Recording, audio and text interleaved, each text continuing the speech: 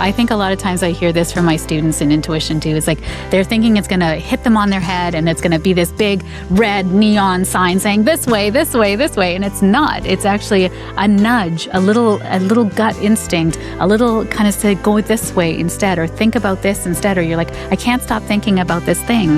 That is how intuition speaks to you. And it's not this hammer on the head and here's the whole plan and go in this direction, like it's not the Bible giving you the whole, way to wherever enlightenment. It's actually just the next step. Welcome to the Red Thread, Fertility, Healing, and the Embodied Journey. I'm your host, Shreyasi. This podcast was created for women who are walking a medically assisted fertility journey, such as IVF or IUI, and feeling like there has to be more than just getting through it. More support, more understanding, and a deeper way of staying connected to yourself along the way. Here we explore the emotional, physical, and spiritual layers of this experience through honest conversation, shared stories, and insights to help you feel held on an isolating path. Wherever you find yourself right now, whether things feel uncertain, overwhelming, or heavy, you don't have to carry it on your own. This is the Red Thread, a space where you can slow down, feel what's here, and gently find your way back to yourself. Welcome to my podcast, The Red Thread, Fertility, Healing, and the Embodied Journey with Shreyasi. Joining me in the studio today is my first guest speaker, Sheetal Story. And Sheetal's joining us to talk about how intuition can support you on your IUI and IVF journey. Just a little bit about Sheetal.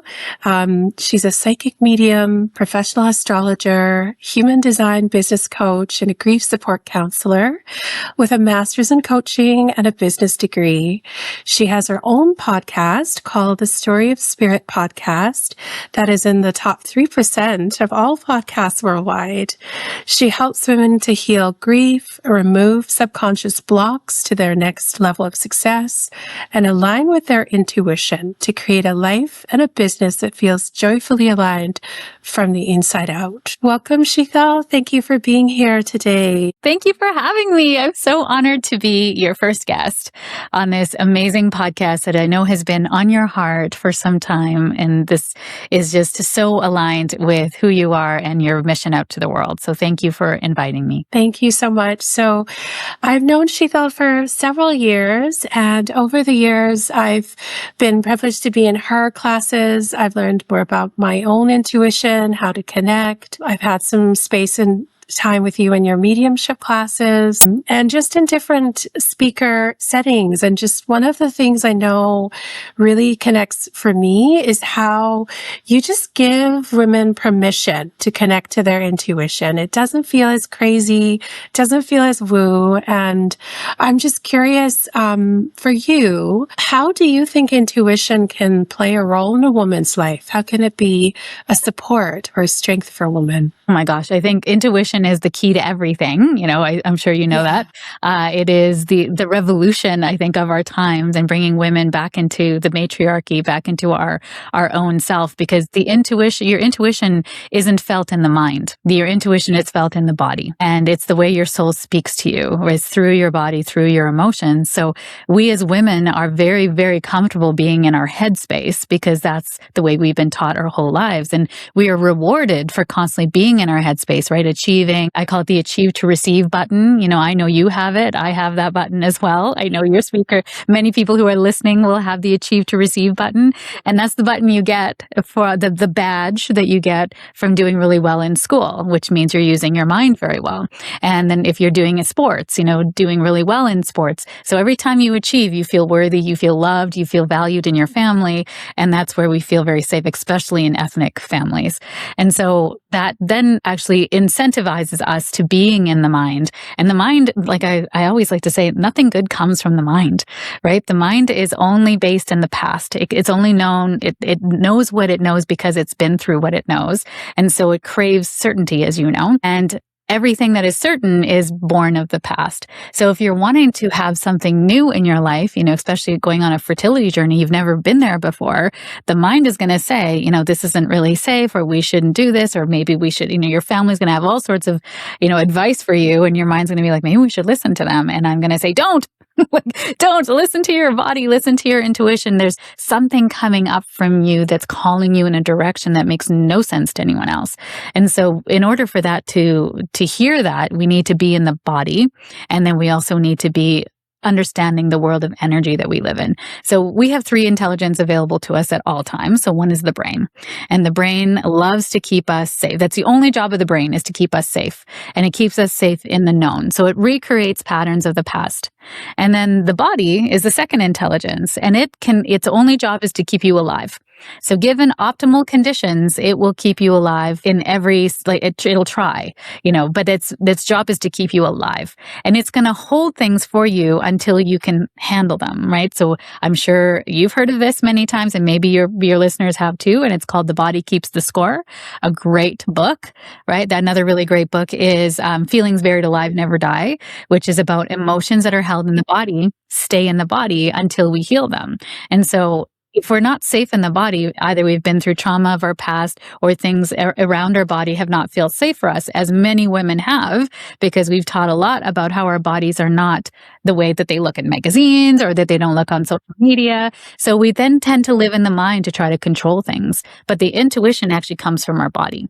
And then the third intelligence is the energy that animates everything. And this is actually science, not woo. I know it's going to sound super woo, but the energy that animates all living things, there is an energy field around anything that's alive. And that is called your bioplasma field, or your electromagnetic field. And that is science. So you actually have this energy that's coursing through you that is keeping you alive. And when that vitality ceases to exist in your body, you are then dead. Right? You take your last breath. So you live in this world of energy. We all do, right? And when we live in this world of energy, and we can't see energy particles, like we can't see X-rays, but yet we know they exist, or gamma rays hurt us, or microwaves can hurt us, but we can't see them. They're in a world that is outside our vision and outside our comprehension. But we can feel things. We know when something doesn't feel right. We know when somebody doesn't resonate with us, or we know when something we're not supposed to be in this place. We can feel. Every woman listening to this has had that experience in life when they just know something, and they don't know why they know what they know. They just know what they know. And that's, I like to call it irrational awareness, but it's really our intuition. So we've born with intuition. We came in with intuition, but over the years, what happened is we learn to be in our mind, and we learn to create identities around who we think we should be in the world. And it brings us away from our true self, our diamond self, our goal, our soul-led self. And so intuition is really a returning back to that essence, right? Of coming back into that true self. So when you're thinking about going on your fertility journey, there is not going to be any kind of rational awareness around where you're supposed to go, or why this isn't working for you. And oftentimes you'll hear doctors say, everything looks good. We don't know why you're not getting pregnant. Right? And you're like, okay, maybe this is actually supposed to take me on a journey, not only of self-discovery, healing my body, but also maybe something that's a little more unconventional. So maybe that is, getting a donor egg. Maybe that's getting a donor sperm. Maybe that is going for, in like IVF, or all of these there's lots of different paths, to getting a child, or having a baby, or becoming a mother. And what does that look like for you? Because your path is not, if you're going down this fertility journey, it's already not conventional. So the doctors, and looking at conventional things, is not the helping, because they don't know. And they're going to continue to try, and continue to have experiences. And your intuition is going to be the guiding light to what's the next step of this journey for you.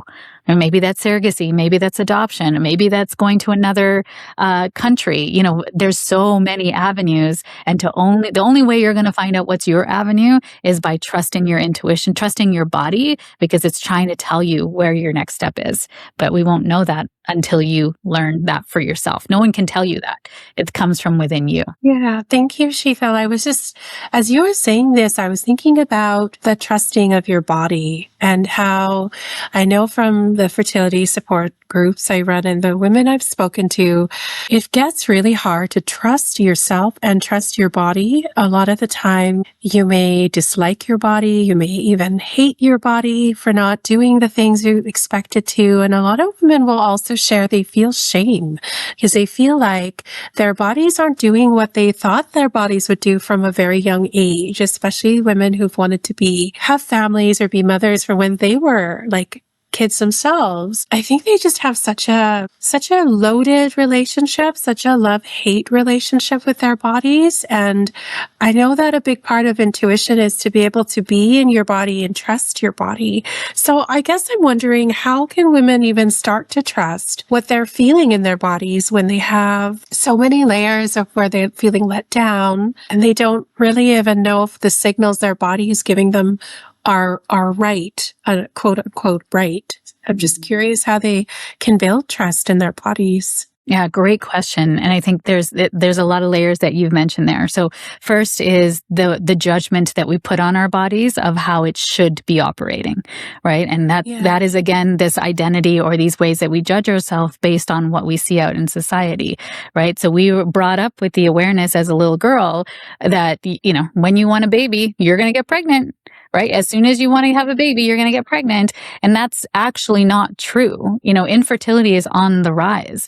And we're going to see a greater and greater epidemic of this. And we're really not seeing governments and groups and medicine really catching up with this huge need. I mean, it's coming up in the news more and more here in Canada, but it's, even to have like a bereavement leave for miscarriages and things like it's not really widely understood or accepted. And of course, we live in this world, I live in the world of grief. And so there is so much grief with every try and every time your body doesn't do what you think it should be doing. But I'm going to invite a different perspective that your soul chose this body for a reason. And it has this body perfectly designed to be so. So when we're having experiences where your body's not coming together in the way that you want it to, the question then goes back to what are the optimal conditions? Remember I said earlier, the body's only job is to keep you alive. So what are the optimal conditions then of your body that you can create this hospitable, beautiful environment to welcome whatever you decide to do and choose as your path forward, right? And so to create that hospitable environment, it's not just all the medications and the injections and the supplements. It actually also is emotions, and it's also energy. So when we actually start to look at you from a holistic standpoint, I want to say the way that you feel about your body is not your fault, especially if you're hating your body or you're mad at your body. That is a very natural reaction in grief, especially that we sort of are looking for why, why is this happening? And we tend to then blame ourselves. And that's actually a very, thing that we do at a young age because there's no one else that we can control. We can only control ourselves. So, I know from your psychology practice, right? Children will blame themselves for situations, and that is a pattern that continues into these times in our lives when we're disappointed by outcomes.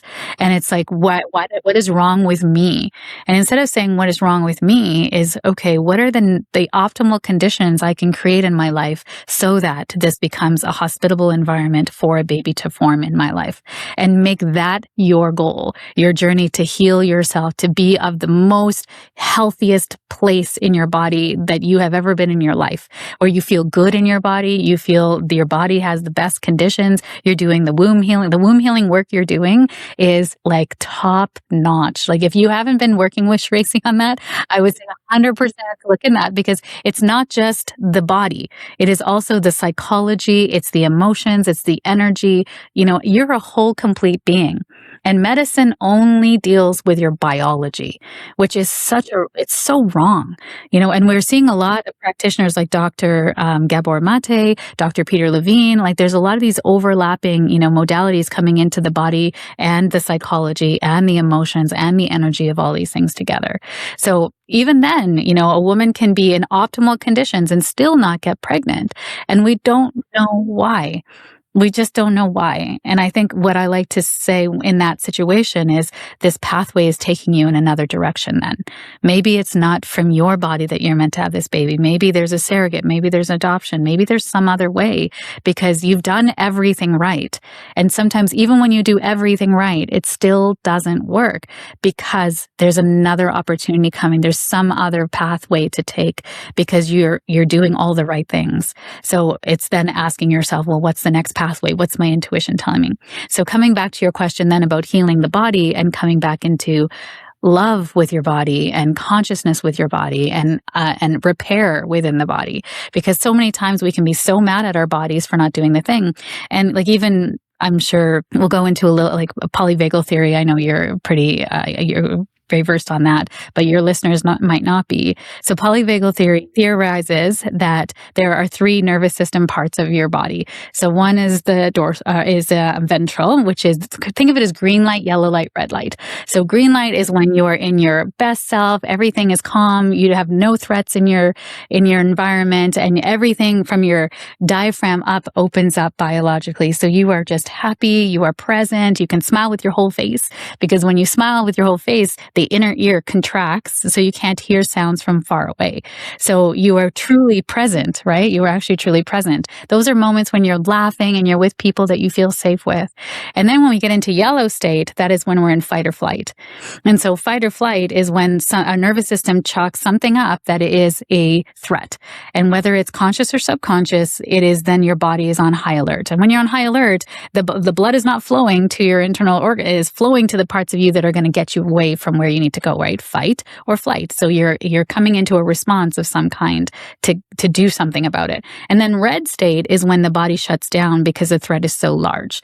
And so that red state is when we can be really mad at our bodies because why didn't it protect us? Why didn't we jump out of the way of the car? Why didn't we run away from our attacker? Why didn't we do something when somebody was doing terrible things to us? And it's the body just shuts down because it's a mode of keeping you safe. It's conserving energy until then the threat is gone or moved away enough that you can run away and do something about it. So it's in those moments I hear that from a lot of my grief clients and my coaching clients that like, why didn't I do something? And it's because you physically cannot. So whether you've been through that situation or you've been through situations where you were disappointed with the outcomes, that tendency to blame self is actually a trauma response from childhood. And instead, if we can move out of that and kind of go, okay, thank you, body, for showing me where our next step is, or thank you, body, for showing me where I next need to heal in myself.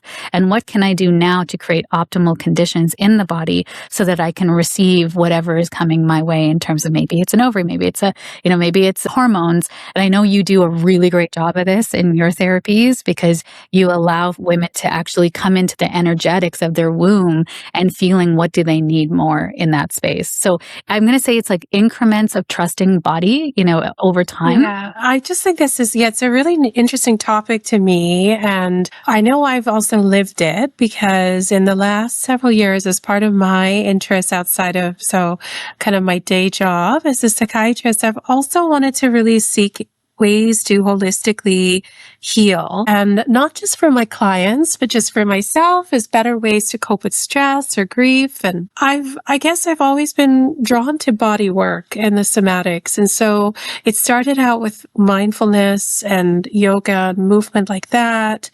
Then it went into, I spent a lot of time around horses. So with my herd here and the equine facilitated work, we're always connecting to our bodies, connecting to what we're noticing in the horse's body and that interplay. And then being on my own womb wisdom journey, I went into some womb wisdom training because I felt like there was something missing, like a deeper level of embodiment that women could experience.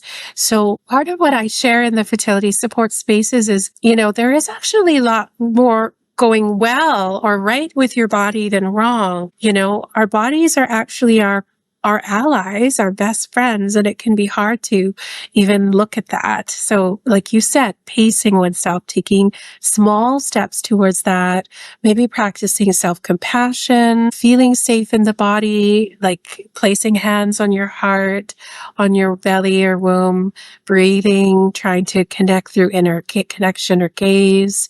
Those are ways to slowly feel more connected and safe in your body. And I guess I do feel one of the themes that comes up is realizing you're more than just your fertility. So I love what you said about, and you say this in your podcast too, and it's something I hold on to, is redirection. Like, I think something around rejection of one option can be a redirection. And that happens all the time on fertility journeys. Sometimes we think we're going to get pregnant from one fertility treatment, one treatment cycle. Doesn't happen. So what's next? Or we go in and we do a test or procedure. We think it's just a precursor to our treatment.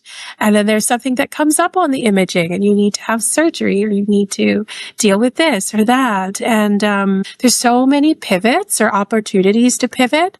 And I do wonder, like, if intuition can help us in those moments too. If we can pivot a little more fluidly or flexibly, we're not as stuck in our rigid view of this is how it should be. Because part of, I think, intuition for me is realizing I don't have all the answers. I can tune into what feels aligned in this next step and then that next step and the step after.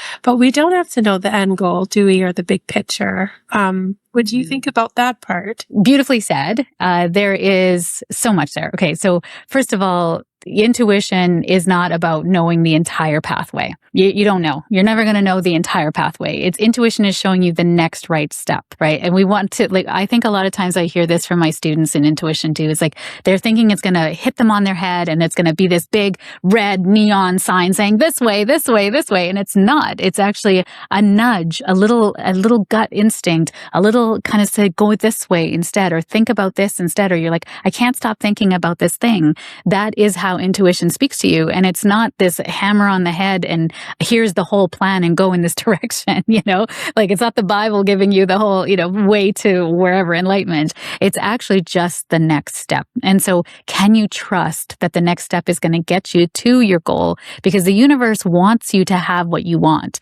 right? It is conspiring in your favor. We often think sometimes we're fighting this system and we're not.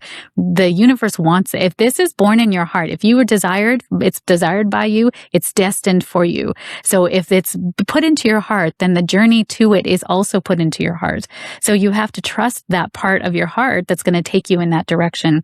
And it's just one step at a time. Going back to trusting the body, there's a really great intuition development tool called body dowsing. And with body dowsing, it's trusting, using your body as a pendulum or as a method to let you know whether it's a yes or a no.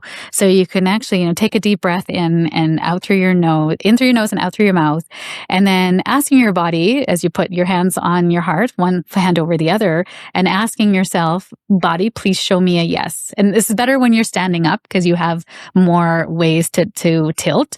And so your body will either tilt you forward or tilt you back. So for me, normally a yes is forward and a no is back. And so you ask your body, show me yes, and your body will tilt forward or whatever ways for you. And then ask yourself, body, show me no. And then you can ask yourself, do I want to wear red today? And your body might tilt forward. And you're like, oh, okay, your body is telling you something, right? You can also ask your body, should I have a coffee this morning? And maybe your body's like, no, we don't want the coffee. It's so bad for us. But you're like, no, I need my coffee in the morning. So it's like trusting your body's trying to tell you, right? I always ask my body, what should I wear?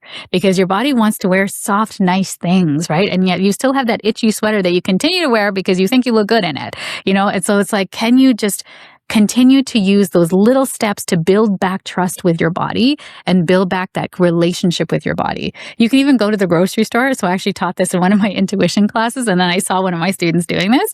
You can hold, she was holding a watermelon and she's like, do I want a watermelon today? And she actually tilted forward and I saw her walking. I was like, yeah. So body says yes. She's like, oh my God, you saw that. It's like, yeah, body said needs watermelon today. So you can even ask that, be in the grocery store and hold some oranges and be like, do we want oranges today? today? And your body, asking your body, and your body will tell you. So it's trusting your body and asking your body, what does it want? And building that relationship back with your body again, because it just loves you so much. It wants so much for you to do well in life. It wants to see you get all your goals. It's holding everything for you. Like, it really loves you so much. And it just, like, it hurts my heart when I hear women talk about their bodies in that way. It's like, your soul chose this body because it is so intelligent and wise, and it wants you to have this experience of this. Your body, your soul looks at your body and thinks, oh my God, this is my vessel. Like, look it, I am beautiful. Every soul thinks that of its own vessel. Every soul. And if you can live life from your soul's perspective, oh my God, you're just like love incarnate. You're love walking on this earth. And you're so lovely that you want to make another little being that's going to be made from that love to step forward. You're a portal into this world for a new soul to come in. So to come back to soul and to come back to that, like, that's a really great intuition practice of body dowsing, asking my body, what do you want today? But you got to ask it a yes, no question. Obviously, you can't be like, what do I want today? And you're just going to stand there. So asking those little things, choosing clothes that feel good on your body, choosing food that feels good for you, sleeping well, obviously, all those things that take care of the body. But you can actually bring a little magic into your practice by asking your body what it wants and seeing if you can feel, the yes or the no. Sometimes it's super subtle, but it's enough that you're going to feel it, and you will, if you're standing up and asking your body and just coming back into the body and allowing your body. That's why you put your hands on your chest, because you're bringing yourself back into the body. The mind does not know. So that's the answer to that. But coming back into cultivating your intuition, I think that was the question that you had asked, right? Cultivating your intuition, body dowsing is a great way to do that. But also just asking yourself, or setting a great intuition tool is setting your intention for the day. This is building that muscle within yourself. So first thing when you wake up, so I task all the ladies in my membership to do this, to have a little journal beside your bed and a pen. And when you wake up, as soon as you're aware that you're in your body, taking a deep breath in and asking yourself, what do I want to experience for today? Setting an intention. And you can set the intention in a present tense. So I'm so happy and grateful that today I'm so productive and I take care of everything on my to-do list. That might be a good intention. I really like, I'm so happy and grateful today that I'm delighted and surprised by the miracles that the universe brings to me. I like happy and delighted. I like ease and joy. I like lightness in my day. And then I'll write that down in my journal and leave it on beside the bed. Set it and forget it. And then you go about your day, brush your teeth, have your breakfast, do your work, whatever. Come back for the day. At the end of the day, when you get into bed, pull out your journal and ask yourself, what about my day followed this intention, and what about my day did not follow? So it's really about, did my day follow this intention? And just start to build this book of evidence for yourself on how your intuition works, because it's going to work differently than mine. It's going to work different than Shreyasi's. So you're going to have to build a relationship with it and strengthen it every day by trusting it. So body dowsing is a nice one to build a relationship with your body. Intention setting is a nice one for your intention, for your intuition. And then the other one is meditation, which I know I can hear already some ladies groaning, that are listening to this. Meditation is not what you think. It's not about quieting the mind and having to be disciplined. It's actually just stepping back from the mind and becoming a witness to your thoughts. Sometimes I can hear the chatter of the thoughts far away when I'm in meditation.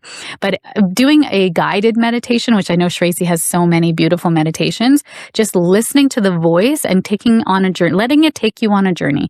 And if you have ADHD or you're neurodivergent in some way, seeing if you can minimize all distractions and just listening, and definitely headphones needed, where you can just listen to the voice and see what you're feeling, see how it takes you on this journey, and notice what comes, what happens. Some days you might get nothing. Other days you might have this huge download. I like to call them download, but like they're intuitive hits where you just like, oh, I need to write a book, or, oh, I need to go on this walk, or, oh, I need to call so-and-so. And you call that person and all of a sudden they're like, oh, I was having the worst day.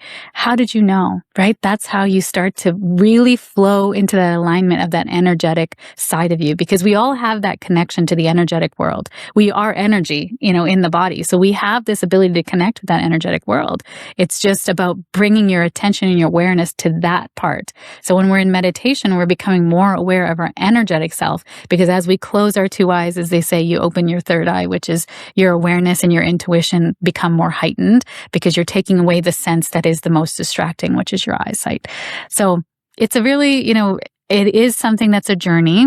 We can come back to it. Intuition is your birthright. Everyone was born with it, especially women. It's our divine feminine. It's our emotions. And our emotions are always telling us whether we're in alignment with our soul self or if it's not. And so that's okay. It's just information, right? And so when we are not in alignment, we're feeling jealousy, sadness, guilt, blame, all those things. And that's fine. Asking ourselves, where is this trying to take me? What is this actually teaching me? What are these emotions really telling me about how I'm feeling? And if you're feeling those emotions, where's the unmet need for myself? And when you're in those high vibration moments, great. But don't expect that every day is going to be the same. You're going to have a good day and you're not going to have a bad day. And it doesn't mean that you've fallen off the wagon or, here you are with the bad habits. It's just asking yourself, what about this day is now telling me, like, what's the information this day is telling me? I wonder why this is not a good day today. Because a good day is really about deciding, but also flowing with the things that come. Because not every day is going to be a great day. We're going to have bad days and bad information coming in and bad news coming to us, or maybe, like things that we're going to be hearing about ourselves or family that's not easy to take. And it's about flowing with those days and going, okay, this is just part of life. And where's this meant to take us? I wonder what it's going to bring in. So we diffuse judgment with wonder and curiosity. So every time you feel that judgment coming in, asking yourself, I wonder what this means.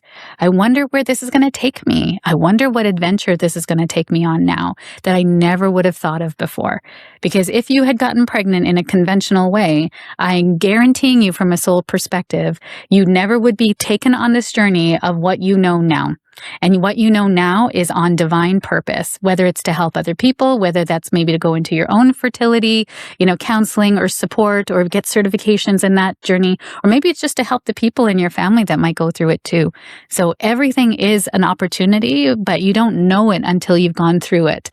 So it's to ask yourself, I wonder where this is going to take me. I wonder why this is coming up for me now. That diffuses judgment. Let's take a pause from the episode for a moment, as I'd love to share a few resources with you. If you're moving through your medically assisted fertility journey and feeling overwhelmed or disconnected, I've created a library of guided meditations and somatic practices to help you feel more grounded, regulated, and supported in your body. This is the Red Thread Library. If this feels supportive for you, you can explore more about the Red Thread Library at my website, www.shreysibrodecker.com. And now let's come back to the conversation. Some ways that women can cultivate their intuition and also trust their bodies or start to heal that trust are body dowsing, setting intentions, meditation. And I also wanted to, you made this point just now that was so helpful. It came up in a group I was offering in a drop-in group. One of the women was saying she's working on this gratitude journal. And one of the things that it says in there, quote, I'm just paraphrasing, is, we can't imagine exactly what's meant for us. And maybe what's meant for us is even more beautiful, even bigger than what we can imagine. And it's easy to get stuck, I think, in all the things that aren't going right, especially when your sort of, your lens or your focus narrows down to the next cycle, the next test, the next result. But I think when women can take a step back and really remember, we don't know what's out there for us. And I love what you also said about it's not a conventional path. It's almost like our souls chose this path. And this is an initiation in itself. And I think women sometimes don't connect to that in their fertility journey because, like you said, it's very medicalized. If you're going through the medical system, you forget that this is still your body taking this journey, your soul choosing this journey. And it can be sacred. It doesn't have to be imposed on from other people. You can make it your own. So I just really like what you said. We never know what's ahead for us, and to trust that maybe what's ahead is even better than what we think we can create with our minds, right? So that's really, I think, special that you shared that. I love that perspective. I think that you're right. Like gratitude so I also have my manifestations. I have so many certifications, let's be honest. But in manifestation, one of the processes that we learn is to change your energy. The fastest way to change your energy, it's called a rampage of appreciation. And so it's gratitude, turned up on steroids maybe, where you're just you start with 3 things that you're grateful for in this moment. So maybe I'm grateful for that I have a healthy body. I'm grateful for that I have running water. I always I'm a woman that needs the creature comforts of life. So I'm always grateful for electricity. I'm grateful for my home. And then you just start going as much as you can think, and you just look around and I'm grateful that I love to read books. I'm grateful for my abilities. I'm grateful for my hair. I'm grateful for, and you just continue to do all the things that you are grateful for in the moment. Now, I also want to mention in this moment that it's okay to also be sad. We have to acknowledge the grief in every try, and we have to acknowledge the ways that we're feeling. We're not trying to, shove those down into our socks. You might have been brought up in a family that does that. We do have to acknowledge how we are feeling. And sometimes gratitude and the rampage of appreciation isn't available to you because you're just feeling so low or so sad. So if you can even just start with one thing, or maybe look out the window and see like something that's beautiful in nature and just focus on that for a little bit, that might be enough to just kind of pull you out of that sad cycle.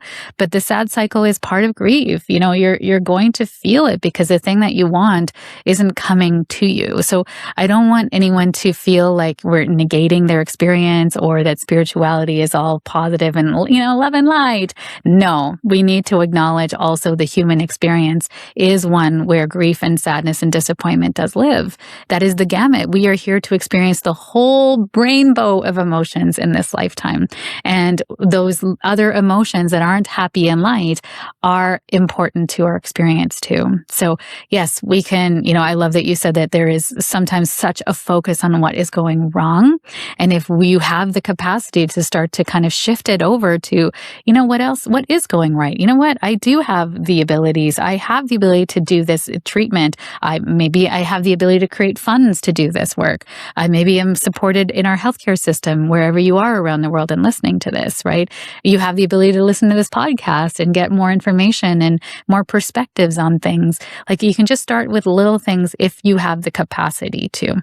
But I think we have to also acknowledge, I know Shreyasi has said this on many times too, to acknowledge the experience you're going through. So I'm just curious, Sheetal, how can women know the difference between intuition and their anxiety speaking to them?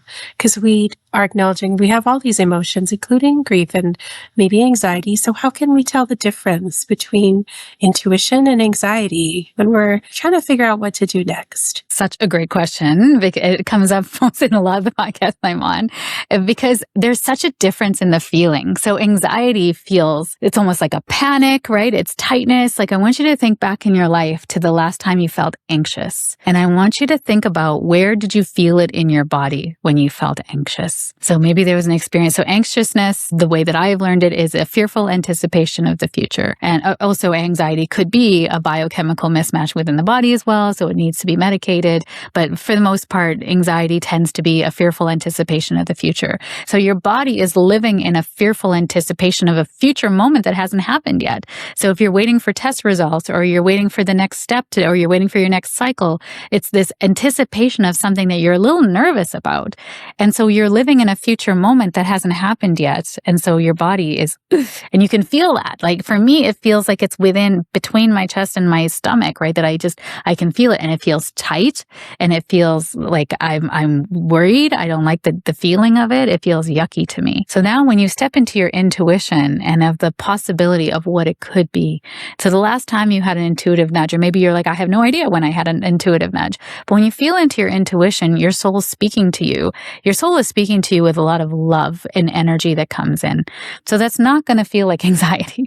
That's going to feel like an expansion, an excitement. Maybe there's a little bit of nervousness around it because it's asking you to do something that you wouldn't normally do.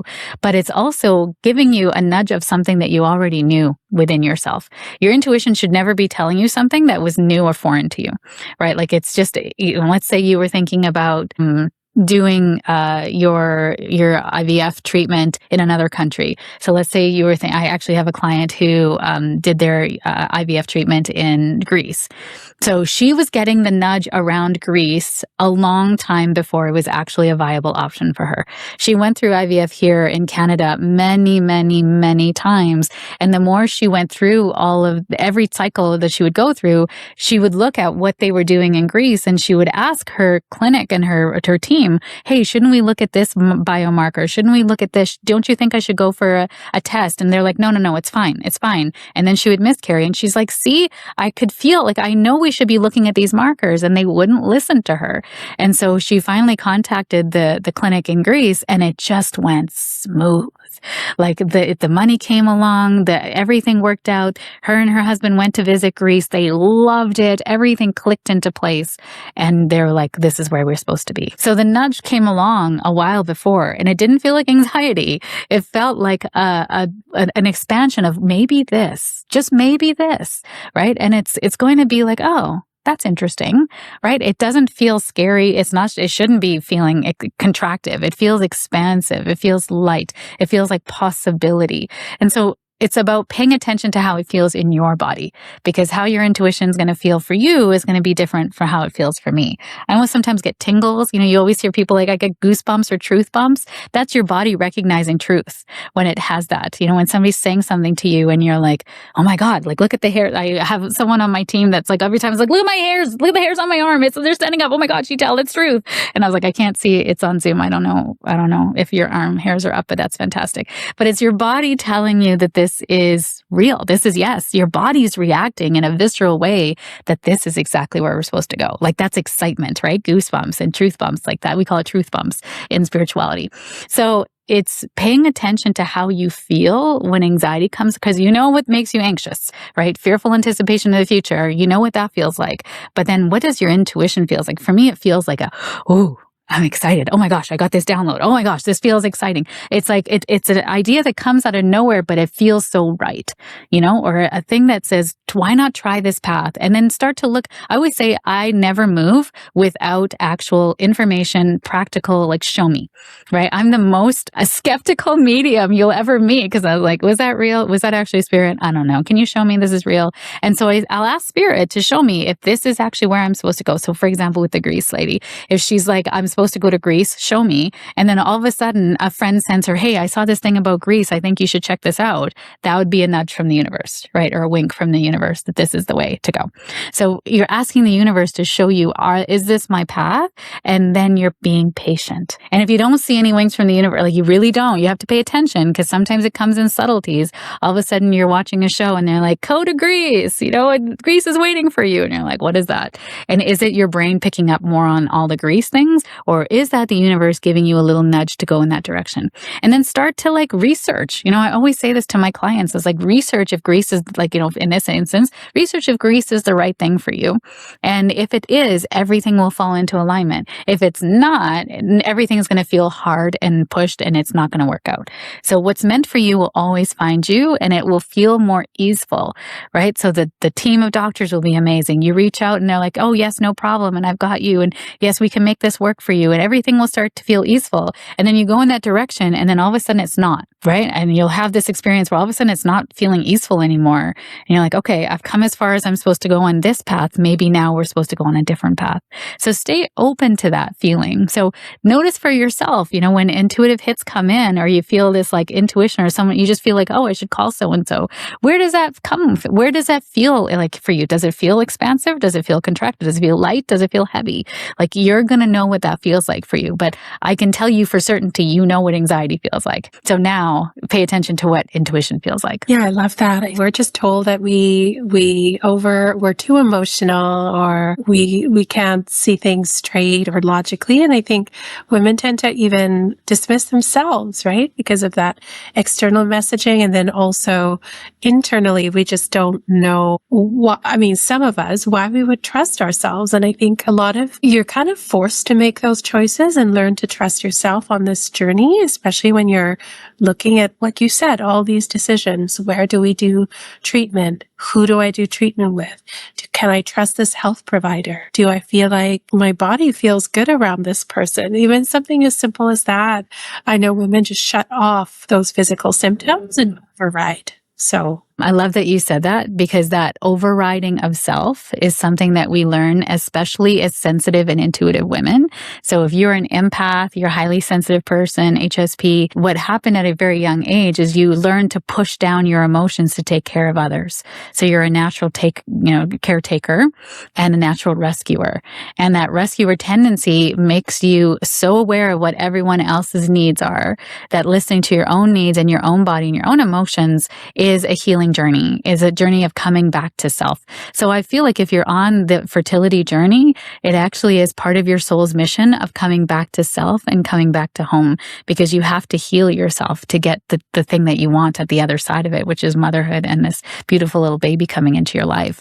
So it is a journey of healing. And you're on it if you're listening to this podcast. So I also was thinking, Sheetal, that yes, being on this conception journey is a way to really build your intuition. And I'm just curious, I know you are a mother, and I'd love to hear more about how motherhood has awakened or refined your intuition, just as another way of carrying that vision forward for the women who are listening. Because I think it's a lifelong journey, isn't it? And I'm curious how, because I think sometimes we forget these are skills we're going to use once we're actually parents, once we have our own families. We're not just checking into our intuition, we're looking at what's best for our babies and our children growing up. So I'm curious how intuition has, I guess, shifted with motherhood for you. You asked the best questions. So I remember at my baby shower for my very first child. So I do have two children now, a 19 and a 16-year-old. Oh my gosh, they're so old now. But when I was pregnant with my first son, there was a baby book. One of my friends created a baby book of advice, and all the ladies that came were giving advice, writing advice in there and stuff. And especially of my culture, like I'm East Indian. Lots of women love to give advice in our culture. But the best advice I received in that book was a nurse, a friend of mine who's still a very good friend of mine. She's a nurse, an emergency room nurse. And she wrote in the book, "A mother's intuition knows more than any doctor will ever tell you. So trust yourself above all else." And I remember reading that. It stuck with me because I read it. At that time, I didn't have my gifts. And they were there, but they were kind of dormant. I had pushed them all away to have a quote unquote regular life. And I remember that really came, like, it stuck with me because I was like, trust yourself. Like, of course I would trust myself. Why wouldn't I? And if anything, motherhood really tests how much you'd really trust yourself, because there's always, breast is best. And then you're trying to breastfeed your baby and it's not working and you're crying and the baby's crying and they're like, but breast is best. And I had a nurse actually say fed is best. So if you need to feed your baby with formula, then feed your baby with formula. Like, it's not the breast is best at the behest of everybody, and this poor child that's so frustrated. And so, we went for clinics and stuff and we were able to make it work, but breastfeeding is hard off the get-go. And it was tested when my son became very, very sick at 7 years old. He got meningitis, and we knew something wasn't right. He was getting a sinus infection, just wouldn't go. And he would have a fever that would come and go. And he was having terrible headaches, and he was screaming on the floor, holding his head. And we went to the emergency room, and while we were waiting in the emergency and the waiting room, he was in so much pain. And I kept saying, like, he's in a lot of pain. And they're like, yeah, we'll get him in. So I gave him Advil in the waiting room. And that was a big mistake. So when we went in, he was feeling very good. He was on his iPad. He was playing. And the doctor's like, nothing's wrong with him. And I said, there is something wrong with him. He has a massive infection. I know it. And he's been sick his whole life. He's had a lot of ear infections, 16 ear infections by the time he was 18 months old. I know him, and I know something isn't right. And she's like, you just want antibiotics. You're just one of those parents. And they said, that is not the case. Something is wrong here. And you're not. It was a long weekend. So they were on a skeletal staff. So she didn't want to allocate resources to try to find out what was wrong with this seemingly fine child. And I was like, fine, you're not going to listen to me. I'm going to take him to the doctor on Tuesday when everything opens, and then we'll get this sorted out because you're obviously incompetent. She's like, you want me to call security? I was like, please. for your incompetency. I was so mad. I knew something was wrong, but I didn't know what.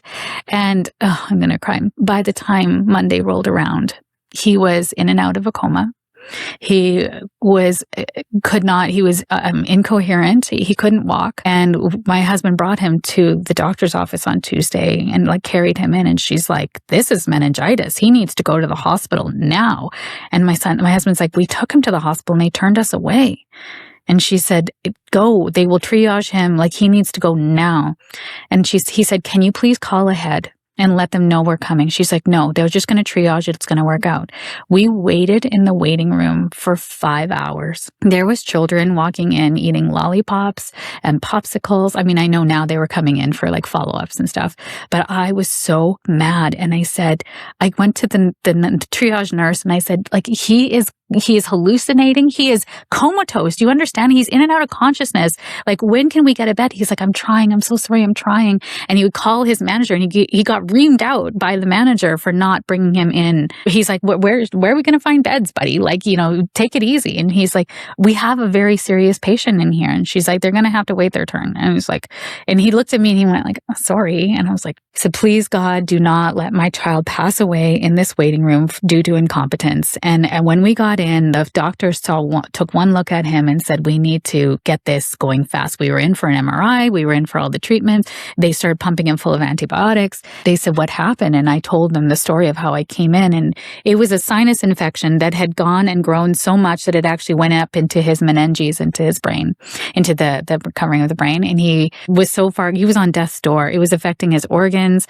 We had to be in the NICU or the ICU unit with the cardiology branch and checking him every hour. He was throwing up because he was in so much pain. It was so awful. And he's such a sensitive child. I knew that. And I said, unless you know how to give him a needle that doesn't hurt him, because every time he was hurt, he would throw up. He would just be in so much pain. It would go right to his head and he would throw up.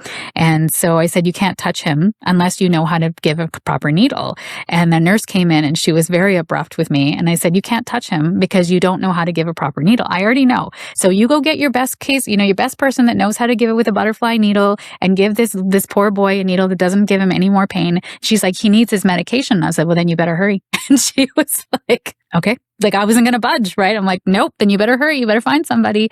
And I had to be this advocate. And unfortunately, I had to come across as a bee because they wouldn't listen to me and they weren't listening. They weren't helping my son. And I can tell you what, after that, I logged every medication, every nurse's name, everything that came through. I even caught when they were going to give him the wrong medication, when they were going to give him the wrong dosage.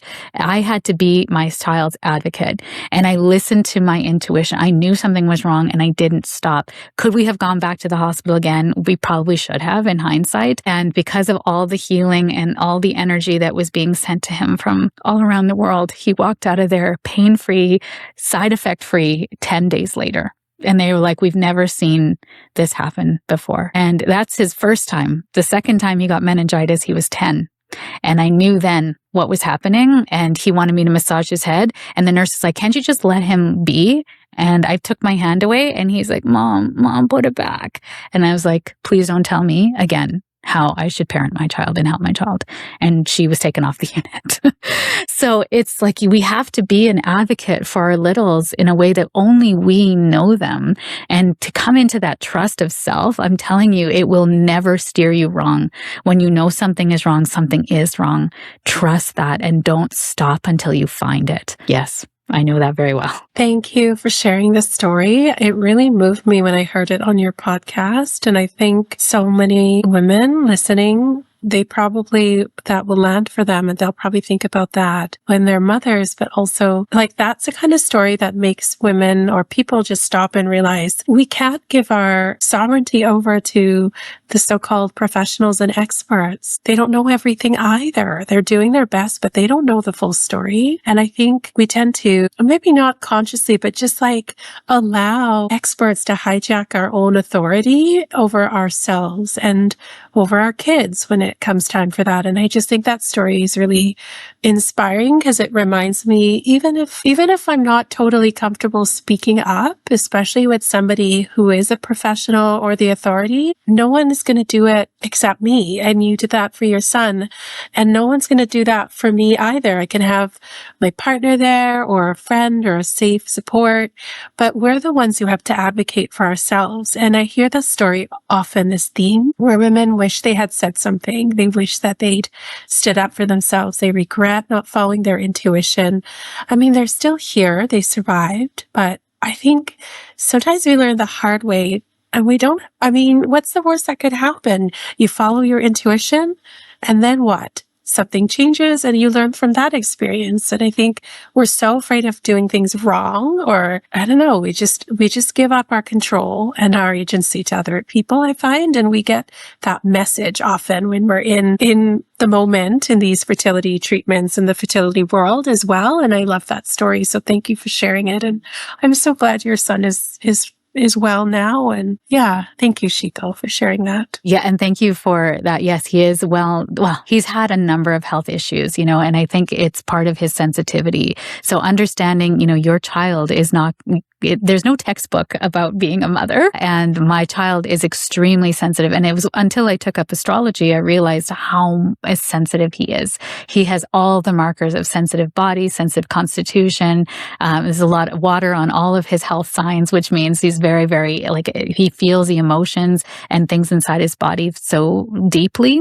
And medical people don't quite understand that. I said, no, he really, he'll stub his toe and feel it for 3 days. And they're like, yeah. I'm like, no, he is such a sensitive child. You honestly have to treat him so much differently than others. And I think now with those who are very sensory in society, who are autistic or neuro or, have other ways of being that make them extra sensitive, I think there's more understanding coming out in the collective around it. And I think it's needed for us all to be aware of that, that sensory pieces. So you might have a child that's very, very sensitive, and to be the advocate for that little person, I think the other thing you mentioned is I think we're scared to offend anybody. I feel I think there's this real fear from us women to offend people, to be too much, to take up too much space. But I find with my clients who are mothers, when they have to advocate for their children, the mama bear comes out. And there's no fear of offending, of being too much. Because let me tell you, when I told that doctor off, I was like, call the security people. Little me was like, ooh, are we going to be in trouble? And I was like, no. If it's not me, then what? What's going to happen to my child? So yeah, I think it forces us, especially being a mother, forces us into positions of healing that we otherwise would not have had. And I think that's why your soul wants to be a mother so much, because it is meant to go on this journey. So trust that knowing, don't give up. There's something in there that's calling you into motherhood.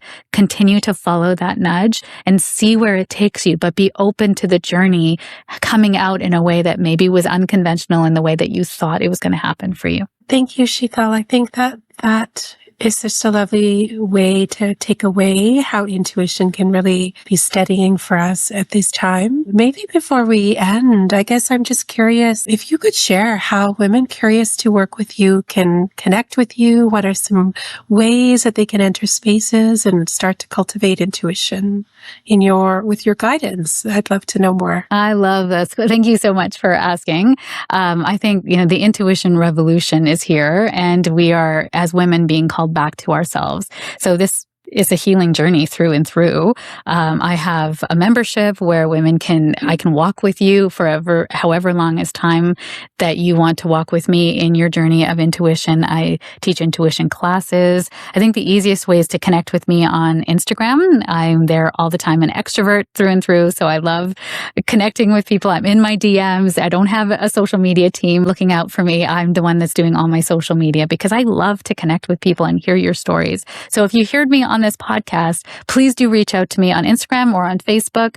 I have a Facebook business page. And yeah, just DM me and say, I heard you on this podcast, and I'll ask you what was your biggest takeaway.